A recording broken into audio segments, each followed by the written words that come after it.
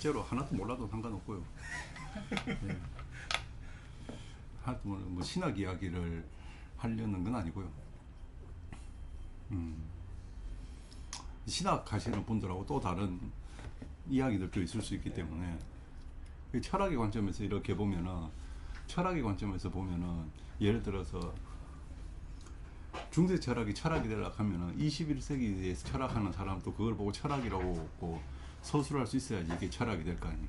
예를 들어 지금 살아있는 철학자들이 뭐 영미의 뭐 데이비슨이나 이런 사람도 봤을 때 이게 철학이다라고 해야지 철학인 것이지, 그 사람들이 봤을 때 이게 철학이 아닌데요 라고 해버리면은 이거는 아주 뭐 다른 게 되잖아요. 근데 일본 중세 철학은 신학과 철학의 경계가 굉장히 모호한 상태에서 사람들에게 알려지고 익혀지고 이제 퍼진 것 같아요. 그런데 그러다 보니까 사람들이 중세 철학을 한다고 하면 신학하는 줄 아는 사람들도 있고, 그러니까 중세 철학을 바라보고 있는 아주 서로 모순되는 두 가지 관점들이, 그 종교의 굉장히 광적인 시대라고 해가지고 중세 철학을 폄하하는데, 반면 한쪽에서는 신앙을 매우 합리화시켰다라고 해가지고 별로 안 좋아하는 사람들이. 근데 사실 이 두 개는 같은 점을 그냥 나쁘게 보기 위해서 만들어진 서로 다른 거예요. 하나는 너무 합리적이라서 문제고 하나는 너무 광신이라서 문제라고 하는 것은 굉장히 재미난 관점이잖아요. 근데 진짜로 저는 중세 철학을 두고 하는 여러 가지 작업들 중에서는 이런 게, 중세에서 진짜로 철학이 가능한가? 근데 이게 원래 토마스 아퀴나스의 이야기를 들어가기 전에, 토마스 아퀴나스는 그러면 진짜로 그 성체성사나 계시나 이런 것들을 합리적으로 이해할 수 있다고 생각했는가? 아니라고 생각했어요. 토마스 아퀴나스가 한 말 중에 이런 거 있어요. 신앙을 수용하지 않는 자는, 이게 신학의 거의 대부분의 사변은 말도 안 되는 터무니없는 소리다. 삼위일체라는 것도 마찬가지예요. 그거 신앙을 받아들이는 사람이 삼위일체에 대한 전제를 깔고 들어가야지 그걸 합리화가 가능한 거지. 토대가 없어지잖아요. 예를 들어서 무슬림이나 이런 사람 불러갖고 이 사람 삼위일체라는 계시 자체가 거부되어 있는 사람이기 때문에 없고, 불교도나 유교 같은 사람한테는 그거 자체 필요도 없는 논쟁이기 때문에 그거는 합리성의 영역 자체가 아니죠. 쓸데없는 짓을 하고 있는 거죠. 쓸데없는 짓을 하고. 그러니까 토마스 아퀴나스가 하는 신학 대전의 첫 장에서 신학은 학문인가에 대한 논의를 할 때, 신학은 다른 학문이 학문인 것처럼 학문이 될 수 없는 학문이다. 신학은 계시 진리를 받아들이지 않는 이에게는 아무런 쓸모없는 학문이다. 그게 사람들이 토마스 아퀴나스가 하는 이야기입니다. 그럼 토마스 아퀴나스는 신앙과 이성 중에서 신앙으로서 수용해놓고 이거를 설득시키려고 하는 거예요. 설명하려고. 믿어라! 이렇게 하는 게 아니고, 왜냐면 인간이 갖고 있는 신의 모상, 이마고 데이가 이성이라고 보기 때문에 합리적인 신앙이라고 하는 것은 토마스 아퀴나스의 나쁜 말이 아니에요. 인간다운 신앙이에요. 우리가 개다운 신앙을 할 수는 없지 않습니까? 그러니까 인간다운 신앙을 하려고 하면 이해하기 위해서 노력하는 거. 이거를, 근데 전제는 수용하는 거예요. 근데 지금 오늘 우리가 하려는 것 중에 하나는 이런 거예요. 그런 논쟁들이 있어요. 중세의 논쟁들 중에서 신학자들하고 철학자들이 논쟁하는 것 중에 하나가, 그럼 철학하는 사람들은 철학의 관점에서 볼 거 아니에요. 예를 들어 지금 죽어서 천국 간다, 지옥 간다 이런 거 논의를 현대 심리 철학자들에게 이야기하면 그거 쓸데없는 소리를 하고 있는 거예요. 비트겐슈타인 같은 사람한테 가서 이야기하면 쓸데없는 소리를 하고, 그건 철학이 아닌 거죠. 그냥 믿어라. 너의 믿음을 뭐 부정하진 않겠지만 그냥 믿어라. 그냥. 그런데 철학 교실에서 할 이야기는 아니다. 왜냐하면 그거는 쓸데없는 소리니까. 이 철학의 공간에서. 근데 13세기에도 마찬가지거든요. 13세기에 철학을 하면은 이렇게 아리스토텔레스 책을 가지고 가서 그걸 주해하거나 이런 식의 과정으로 철학 수업이 많은데, 그러면은 13세기에 많은 철학과 교수들이, 그 인문학부 교수라고 그러죠. 철학과 교수들이 단죄받은 이유 중에 하나가 신 없이 행복이 가능한가? 그럼 철학과 교수는 신 없이 행복 가능하다고 해야죠. 그럼 제가 자기가 지금 니코마코스 윤리학을 강의하고 있고, 니코마코스 윤리학 12권에는 야외 하나님은 존재하지 않아요. 그럼 수업하는데 아리스토텔레스 수업을 하는데 아리스토텔레스가 하지 않은 이야기를 가지고 수업할 수는 없죠. 아리스토텔레스는 이렇게 말했지만 성서에 보면 이래 안 나온다 이렇게 말할 수는 없죠. 근데 그게 금지의 대상이 됐거든요. 그 이단이 돼요. 근데 사실은 13세기에 이래 보면은 철학은 이단이다 아니다로 구분할 수 있는 문제는 아니죠. 이단이 아니냐는 것은 오르독스는 신앙의 문제지, 철학은 예를 들어서 샤드라는 사람이 온갖 이상한 사람들 한국 유교적 관념에서는 도저히 말도 안 되는 아주 야한 책을 썼다 해도 지가 철학이라고 하면은 그걸 이단이다 이렇게 부르게 하는 게 합리성의 논쟁이죠. 그 사람 불러가지고 자기 논변이 합리적이냐 아니냐는 가지고 논쟁하는 거지. 그 합리와 합리가 만나는 게 철학이지. 철학자가 이제 앉아가지고 널 보고 이단하다 이렇게 말하면은 저 같으면 저가 이단하면 그냥 좋을 것 같아요. 내가 너하고 생각이 다르구나. 내가 좀 유별나구나. 그러니까 트러블 메이커가 되는 거는 그냥 좋은 것 같아요. 그런데 그 이제 겁이 났던 시대죠. 이때가 지금 실제로 그 개신교에서는 이렇게 완전히 사라지죠. 그 신비가 사라져서 이게 의미적 작용밖에 안 되잖아요. 근데 그것이야말로 진짜 아리스토텔레스가 보는 완벽한 이성적 사고가 가능한 거죠. 그게 가장 좋죠. 아리스토텔레스가 보면 그게 맞는 말이에요. 아리스토텔레스가 오히려 실체 변화라고 하는, 우리 화채설이라고 부르기도 하고 실체 변화라고 하는데, 실체 변화는 아리스토텔레스 철학에서는 있을 수 없는 이야기예요. 아리스토텔레스의 철학에서 성체 성사라는 것 자체는 성립이 안 돼요. 있을 수가 없어요. 이것도 토마스 아퀴나스의 이야기를 하면 이런 게, 토마스 아퀴나스는 그러면 실체가 변화한다는 거를 이런 게, 이 펜 있잖아요. 펜이 이랬는데 이게 나무다 이렇게 보면은 실체가 변한 거죠. 불가능하죠. 이게 어떻게 실체, 이게 나무가 돼요, 이게. 맞잖아요. 이게 내가 띵 해서 이게 나무다 이렇게 보면 안 되잖아요. 그럼 철학하는 사람은 이게 나무가 아니라고 해야죠. 맞죠? 나무가 아니죠, 이게. 이건 볼펜이다. 그러니까 이건 나무인데 하면은 저거 봐라. 그럼 이렇게 써지잖아요. 써지네. 이거는 그럼 이거는 만년필이네 라고 하는데, 써지지만 기적에 의해서 그거는 볼펜이 아니고 나무다. 이런 논쟁이에요. 그럼 철학하는 사람들은 이거를 인정할 수가 없죠. 왜냐하면 빵이다. 먹었는데 이런 거죠. 먹었는데 맛이 빵 맛이에요. 먹었는데 먹자마자 피가 푹 터지거나 이러지 않단 말이에요. 그러니까 그게 논쟁. 그러니까 씹는다라는 말이 계속 나와요. 사실 문헌에는. 이게 씹어요. 그러면은 인육을 먹는 거잖아요. 예수의 몸은 완벽한 인간의 몸이죠. 그럼 이 빵이 완벽한 인간의 몸이 됐으면 별의별 반론들이 등장하는 거예요. 그러면은 자, 물리적인 몸은, 예를 들어 이 컵이 동일한 본질을 가지고 있는 것이, 지금 요 내 있잖아요. 내가 들고 있는 이 컵에 동일한 본질을 가지고 있는 것이 저 옆에 또 있을 수 있습니까? 없죠. 근데 석체성사는 그 반론하는 거예요. 매주 미사 때 동시에 전 세계의 수천 수만 성당에서, 그럼 예수의 몸은 대체 몇 개냐 이거예요. 예수의 몸이 대체 몇 개냐. 본질 동일하다는데. 그런 걸, 그럼 철학하는 사람은 상식선에서 의문하겠죠. 말이 안 된다. 그죠? 그럼 비유적 표현이다라고 하겠죠. 근데 신학하는 사람들은 그거를 그렇게 부를 수가 없는 거예요. 그러니까 비유적 표현이라고 못 부르는 거예요. 종교개혁 시기에 존재론적 사고를 이렇게 딱 돌아보면요, 이걸 가지고 엄청 많이 싸웁니다. 이 루터는 두 개 다 있죠. 루터는 예를 들어서 예수님 또 그 포도주 이런 거를, 저 분도에 가면요, 분도라고 외관에 가면은 거기 모략하고 이런 게 똑같은 게 팝니다. 거기 이제 하고 이렇게 해보면은 거기는 내가 이렇게 얼마 전에 거기 소세지가 독일 소세지가 외관에 있으니까 가서 하니까 수사님이 나와서 이게 정말로 성경에 나오는 모략이면 향이 좋죠. 그거 이러는데 맡아보면 사실 별로 향이 좋지는 않아요. 그냥 땀내가 안 나겠구나라는 생각 정도로 강합니다. 그러니까 이 혹시 뭐 성당 다니시면은 이거 그 세례하기 전에 막 그 전에 도유식 한다 하면 여기 기름 이렇게 하는 때처럼 그런 것들도 이렇게 팔고, 물론 내인테 파는 거는 그건 아니죠. 그거는 이렇게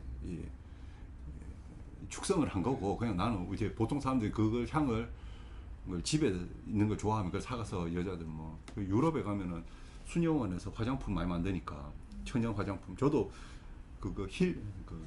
유럽인데 힐데가르트 폰 빙엔, 이 실제로 있던 힐데가르트 폰 중세의 여성 철학자라고 하는, 저는 개인적으로 그 사람도 철학자인지 여성 신학자에 가까운 것 같은데, 그러니까 하도 없으니까 뭐 하나 꺼내면 그걸 크게 만들려고 그런 것 같아요. 나는데 힐데가르트 폰 빙엔 또 제가 번역해 놓은 게 꽤 있습니다. 그런데 보면 너무 야해요. 글이 너무 야해요. 그래서 내가 이 수녀님이 혼자 앉아갖고 너무 생각을 과하게 했구나 생각했어요. 야해요. 근데 그 당시에 수녀님들 쓴 책들은 보통 신과의 합일이나 이런 것들에 보면 굉장히 표현이 좀 에로틱해요. 그리고 막 이제 좀 그런 면들이 있어요. 근데 거기서 내려오는 그 차, 그 수도원에서 그 차 같은 거 있어가지고 누가 선물해줘서 이렇게 받은 거 있어요. 그러면은 그 수도원에 가가지고 포도주가 이래 있으면은 포도주를 사와요. 실제로. 근데 그 축성이 안 됐으니까 그냥 마셔도 되죠. 맞죠? 축성이 안 됐으니까. 저희 집에도 성당에서 쓰는 포도주가 하나 있습니다. 그 옛날에 신부님하고 친해가지고 그 박스로 몇 개 들고 온 적이 있어요. 박스로 몇 개를 들고 와가지고 축성 안 하면 그냥 포도주예요. 근데 일반 신도들 따면 잘 못 먹어봤을 거예요. 왜냐면은 요 찍어서 먹는 정도, 1년에 한 번 할 때 찍어서 먹는 정도지 실제로 좀 셉니다. 그냥 포도주보다는 조금 세요. 그래서 술이 약하신 분들은 이거 한 병을 채로 먹으면 약간 체합니다. 체해요. 근데 예수님 또 그러지 말고 커피나 이런 거로 베이글 들고 이것은 내 몸이니까 이렇게 했으면 우리가 보다 좀 재미나게 그 성체성사를 할 수 있을 건데 그건 맛도 없는 거 이런 걸 들고 앉아가지고 포도죽하고 이러니까 실제로. 그런데 그게 왜 중요하냐면은 동방정교에서는 양현성 둘 다 하죠. 그러면 혹시나 종교적으로 뭔가 신비에 대해서 궁금하고 초대교회의 미사가 궁금하면 여기에 있는 동방정교회 가갖고 미사를 보면 한 3시간씩 이래 보잖아요. 그 난리가 나죠. 신부가 저기서 여기까지 걸어오는 데만 해도 한참 걸리죠. 여러분들 유튜브로 이래 보세요. 유튜브로 보면 신부가 저기서 여기까지 걸어오는 데만 해도 막 향을 이래 하면서 걸어오는데 한참 걸려요. 그걸 줄인 게 가톨릭이고 거기 있어서 정말로 교회는 약간 재판장 같이 됐잖아요. 이렇게 앞에 보면 판사 있는 것 같고 좀 이렇게 바뀌었는데 그게 이제 교회관인데 실제로는 성당에도 성당에서 혼인 성사할 때 하도 줄에 오래 해가지고 신랑집 앉으라고 그러잖아요. 그 의자 갖다 놓고 앉잖아요. 너무 오래 서 있으면 힐을 신고 있는데 너무 힘드니까 의자 갖다 주죠 실제로. 동방정교회는 다 합니다. 동방정교회는 굉장히 심해요. 그걸 다 지켜요. 근데 왜냐면 동방정교회도 사실은 성체가 변화합니다. 그러니까 가톨릭이나 동방정교회는 성체가 변화해요. 그러면은 예를 들어서 예수님이 진짜 이 커피로 했다. 그러면은 지금 내가 이래 마시지만 이게 축성이 되면 마시면 안 돼요. 그럼 가톨릭에서는 왜 이거를 그 양형 포도주와 그 빵을 같이 떼서 주지 않느냐? 포도주가 떨어지는 일이 생기기 때문이에요. 포도주가 땅에 떨어지면 큰일 납니다. 핥아 먹어야 돼요. 이거. 핥아 먹어야 돼요. 그래서 정말 조심스러운 거예요. 그리고 이제 빵이 오래 있으면 썩잖아요. 이게 오래 놔두면 썩잖아요. 그럼 이거 빨리 해결해야 될 거 아닙니까? 그래서 제가 옛날 한때는 제가 3개 먹은 적도 있어요. 유통기한이 다 돼요. 예수의 몸 또 썩습니다. 그래갖고 이래 앉아있어. 빨리 오늘 남아있는 거 처분을 해야 돼. 3개 먹어요. 3개 먹어요. 근데 그게 왜 중요하냐면은 동방정교회나 가톨릭은 그게 진짜 그리스도의 몸이기 때문에 성체조배라고 해서 거기 불이 들어와 있고 그 공간 자체가 성스러운 이유 중에 하나죠. 그 건물 자체가. 그래서 성당이나 이런 곳은 뭐 2층, 3층 빌려갖고 하진 않잖아요. 왜냐하면 그 건물 자체가 축성이 되고 영구히 성당으로 쓰죠. 그렇기 때문에 거기 개신교회는 그런 형태의 신학적 체계가 없기 때문에 2층, 3층에도 상관이 없죠. 엄밀하게 치면은 강대사하게 신발 신고 구두 신고 왔다 갔다 해도 그것은 성스러운 것이 아니죠. 그냥 의미를 갖다 붙여갖고 여기 성스럽다 이렇게 부르는 거지. 실제로는 근데 성당은 안 그런 것이 여기 혹시 성당에서 복사 같은 거 봉사하면은 절차 굉장히 까다롭죠. 옷도 이렇게 입고 그 전에 내가 너무 땀이 많이 나갖고 향수를 좀 뿌려갔더니 향수를 뿌려가지고 앞에 신부님이 제가 향수의 향 때문에 미사에 집중할 수 없다. 내가 속으로 참 지랄하고 있구나 이런 생각해도 어쩔 수가 없어요. 그러니까 그게 전통인 거예요. 그러니까 다 해야 돼요. 안에부터 다 장벽에서 옷을 다 갖추고 입고 나와야 되는 거예요. 여름이 되면 신부님들이 땀 쭉 나는 이유가 그거예요. 이걸 다 입는 거예요. 몇 개의 층으로 옷을 다 입습니다. 그러니까 얼마나 땀이 많이 나겠어요. 기본을 입고 이걸 벗고 입는 게 아니고 이걸 입고 그 위에 더 입고 더 입고 더 입는 거예요. 그러면 교황은 이렇게 해서 막 이랬잖아요. 교황. 그럼 그 위에 또 다시 더 입고 해서 이렇게 돼요. 그러니까 여름이 되면 얼마나 덥겠어요. 근데 우리나라 신부님들은 여름에 하얀 옷 입고 있는데 외국 가면 신부가 하얀 옷 잘 안 입죠. 외국 가서 성직자가 하얀 옷 입고 있으면 그 교황이 좋잖아요.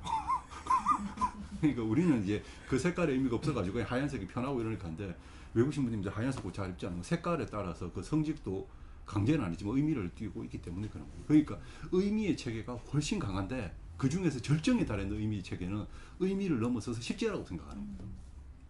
실제라고 생각하는 거예요. 그래서 왜 신부는 결혼하지 않느냐? 여러분들 결혼해서 살면 죄를 짓기 편합니다. 예를 들어서 저도 이렇게 총각으로 살 때는 죄를 지을 일이 없어요. 돈 욕심도 없습니다. 제가 뭐 마땅히 먹고 살 일도 없고 그냥 저는 아르바이트에서 번 돈은 전부 책 사는데 쓴 적이 제법 큽니다. 근데 결혼을 하면 그렇잖아요. 결혼을 하면 돈을 조금이라도 더 벌어야 하면 안에서 분심도 생길 거고 우리 애 그러면 죄인이 되기 편하지 않습니까? 그래서 신부가 결혼하면 안 되는 이유 중에 하나가 라테는 공예도 결혼을 하게 되면 죄인이 될 가능성이 매우 크잖아요. 죄인이 성체를 잡으면 안 돼요. 성체에 축성을 줄 만한 권리가 없어요. 왜? 그러니까 성체라는 사람은 정결한 자가 돼야 되는데 그렇다고 정결한 사람을 다 할 수 없으니 그 중에 빈도수는 좀 적은 사람이 해야 되잖아요. 그래서 성체를 그러니까 이렇게 그리스도의 모험하면서 성화시키는 것에서 고민을 막 하는 거예요. 그러니까 사제 중에서 도덕적으로 완전한 사제가 하면 더 예수의 몸이고 도덕적으로 좀 타락하는 사제가 하면 덜 예수의 몸인가? 이런 것부터 시작해가지고 그런 이야기들입니다. 오늘 하는 게 그러니까 별로 막 진지하게 이렇게 할 만한 이야기는 없어요. 보통 그거 철학이나 철학에서는 굉장히 간단한 이야기들을 신학자들은 괜히 어렵게 이야기합니다. 왜냐하면 틀렸거나 뻥이거나 이런 말 좀 그런데 틀렸거나 뻥이거나 현실이 없거나 경험할 수 없는 것들은 판타지가 커져요. 맞잖아요. 판타지가 커지는 거예요. 근데 경험할 수 있다라고 보면은 끝나죠. 맞잖아요. 그래서 내가 교통사고 나서 한 달 동안 의식이 없은 적이 있어요. 그러니까 아들이 약간 거의 죽음의 경지에 가서 막 하면 바로 넘어가 없어요. 꿈도 없고 기억도 없고 아무것도 없어요. 그러니까 사람들이 자기가 경험하지 않은 것에 대해서는 그리고 상상할 수 없는 것들에 대해서는 끊임없는 판타지들이 등장할 수 있지만 사실은 그 쓸데없는 이야기들이죠. 쓸데없는 이야기들이에요. 실제로는 좀 간결하고 이유들도 그런 논쟁이 등장하는 이유들도 다 생각보다 굉장히 쉽습니다. 그러니까 중세 철학에서 일어나는 이런 논의들도 사실은 그렇게 어렵지가 않습니다. 그러니까 무슨 너무 진지하면 안 돼요. 저는 개인적으로 인생 너무 진지하게 살면 재미가 없는 것 같아요. 1년에 한 번씩 외관 수도원 같은 데 가면은 저는 수사가 되면은 될 수 없는 사람인 것 같아요. 그렇게 아침에 일어나가지고 그렇게 줄을 서가지고 미사 안에 들어갔고 여러분도 혹시 뭐 대침묵이나 이런 게 보면 3-4시간 동안 아무 말도 안 하고 막 그러잖아요. 죽을지도 모를 것 같아요. 그리고 일주일 동안 아무 말 안 하는 게 있잖아요. 내보고 친구가 너무 좋았다고 그러면서 한 2주 정도 아무 말 안 하고 있었다. 그럼 병원에 가서 여기 절단해 달라고 요 안에 요 잘라 달라고 하면 영구히 말 안 하고 살 수도 있는데 굳이 거기 가서 그렇게 근데 이제 좀 변화 속에서 자기한테 생각이 깊어지는 일시적인 건 모르겠지만 저는 개인적으로 철학이라고 하는 것들도 너무 그렇게 복잡하지는 않다라고 생각합니다. 자, 그러면 이제 시작을 한번 해보겠습니다.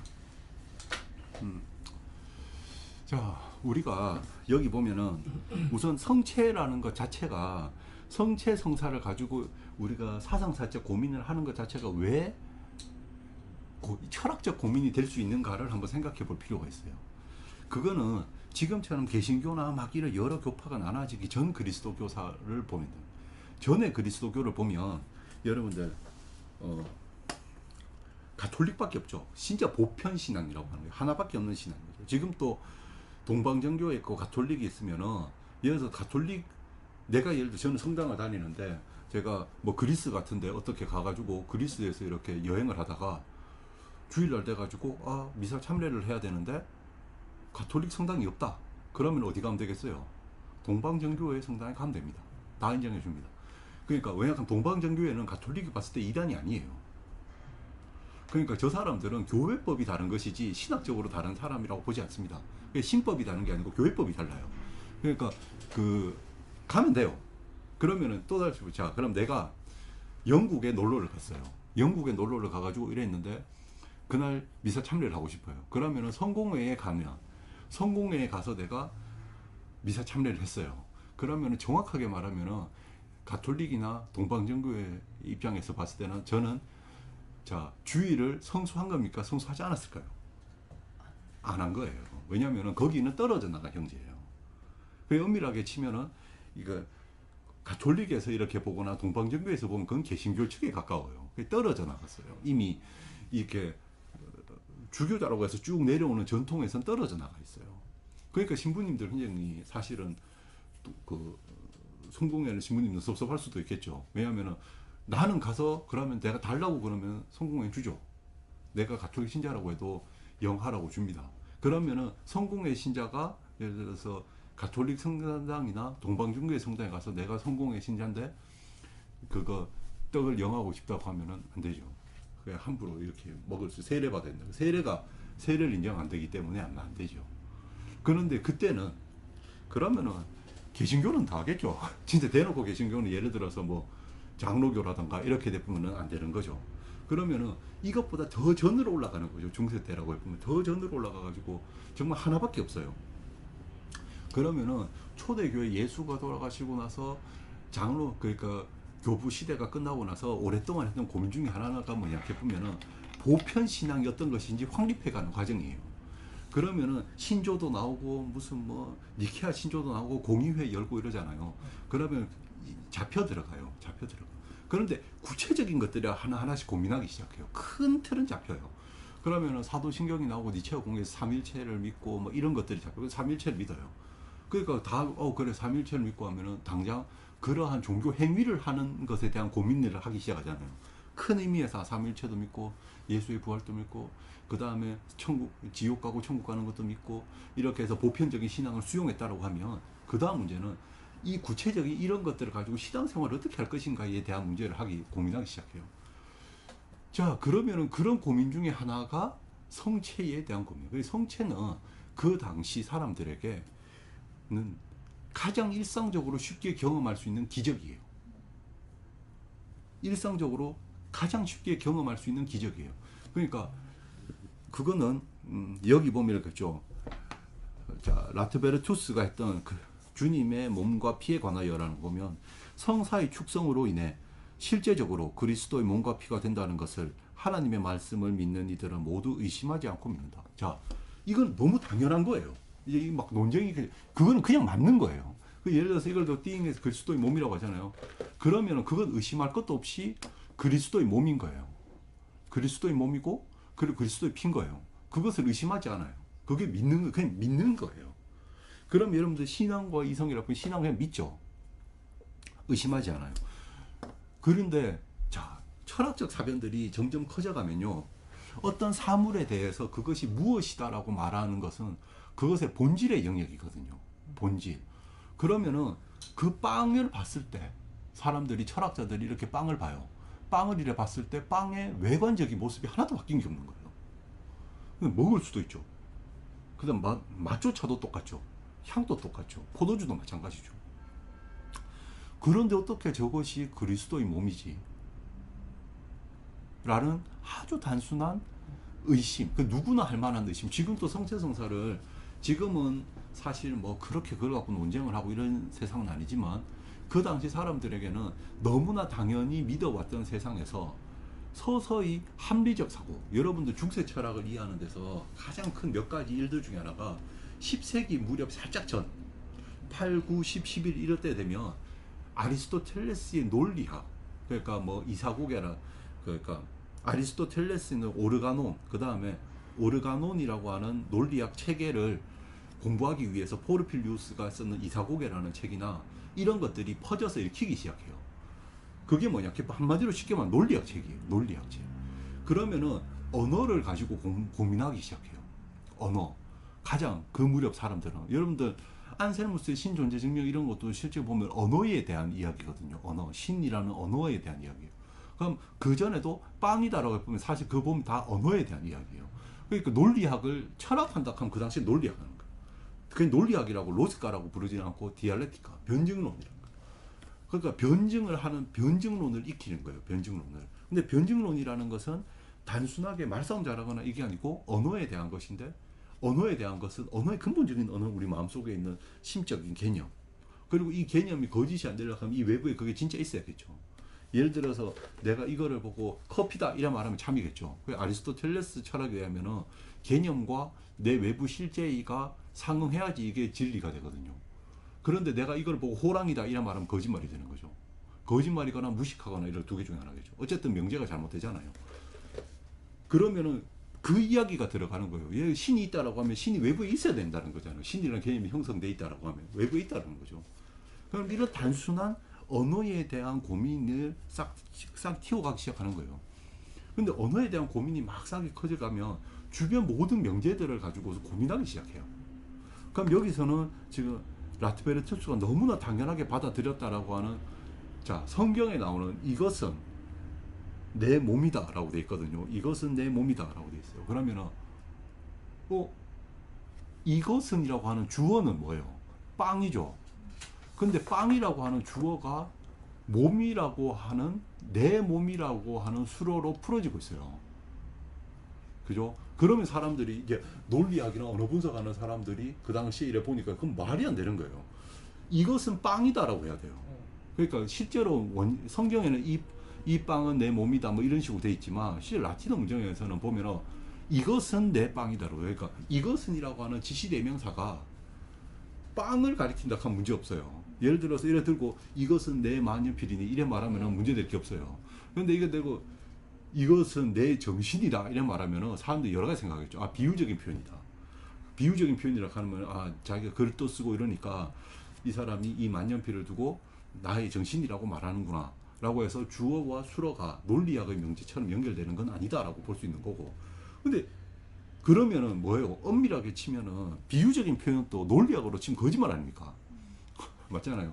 이것은 보고 이걸 보고 야 이거 여기는 이 신부를 보고 마치 여인과 같이 아름답다라고 예쁘는데 거짓말 아니에요. 이게 어떻게 여자입니까? 이게 풀이죠. 그러니까 실제로는 비유적이라는 표현과 논리적인 잔인한 세상으로 보는 것은 다른 거예요.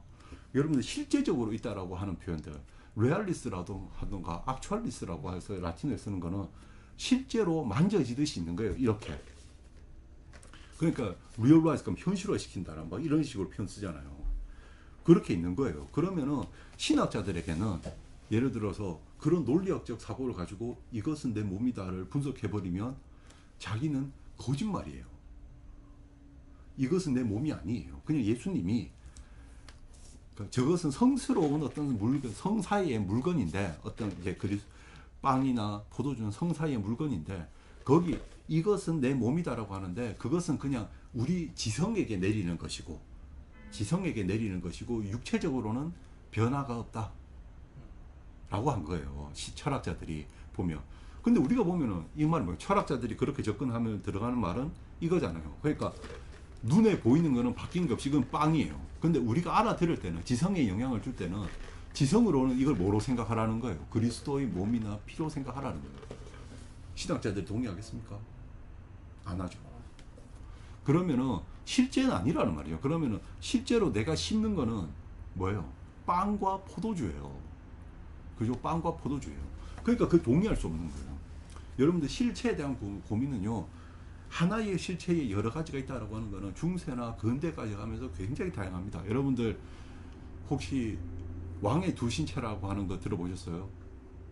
왕의 두 신체. 그 중세에 이런 논쟁은 근대로 가면은 왕에 대한 설명으로 가요. 왕에 대한 게 왕이 있어요. 보이는 것과 보이지 않는 것에 대한 문제는 이런 게 있어요. 보이는 왕이 있다는 거예요. 왕이 죽었어. 그러면은 그 왕이 죽었으면 왕권이 같이 죽나요? 그래서 그러면 왕조가 무너졌습니까? 아들이 넘어가죠. 그래서 왕에게 두 가지 실제로 신체가 있다는 거예요. 왕의 두 신체라고 하는 거예요. 그러니까 눈에 보이는 신체가 있지만 실제로 우리가 왕통이라고 하면서 내려가게 만드는 게 있다는 거예요. 그럼 보이지 않는 것에 의해서 왕은 계속 했을 때 내려가겠죠.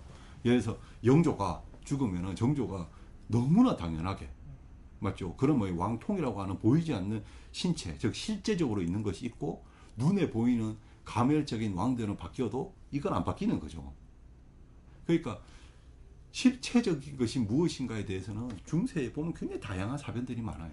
그러니까 빵이라고 하는 것도 이 빵은 없어지고 이 빵은 없어지고 이 빵은 우리가 먹어서 사라질까 아니에요. 그러면 그리스도의 몸이라고 하는 게 축성 이후에 영원히 사라지냐 하는 거 아니고 이건 계속 있죠. 그리스도의 몸은 사라지지 않고 축성하면 등장하는 게 아니고 이 빵이 엄밀하게 이 빵이 그리스도의 몸이 되어서 없던 게 생긴 게 아니고 없던 게 생기는 게 아니죠. 그리스도의 몸은 없던 게 생긴 게 아니잖아요.